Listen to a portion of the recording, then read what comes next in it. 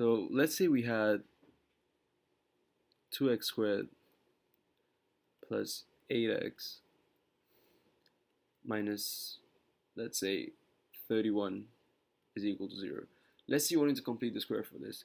Now, there is a way to complete the square with this 2, but I just like getting rid of the 2, getting rid of the coefficient of x squared whenever I'm completing the square. So let's just divide everything by 2. So you're left with x squared plus 4x minus 31 divided by 2. That's fine, that's totally okay, is equal to 0. Well, you can complete the square for this right here. So you're left with x plus, you divide 4 by 2, so you're left with x plus 2 squared.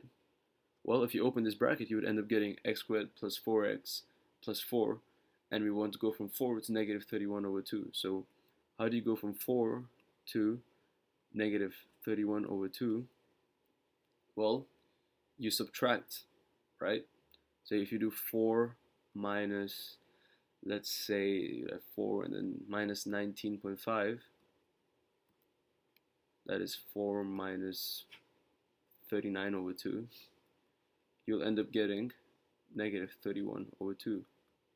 This is negative 15.5, which is negative 31 over 2.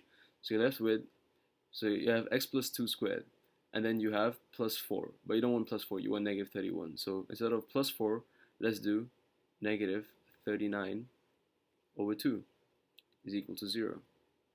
Well, you can bring that to the other side, so you're left with x plus 2 squared is equal to 39 over 2.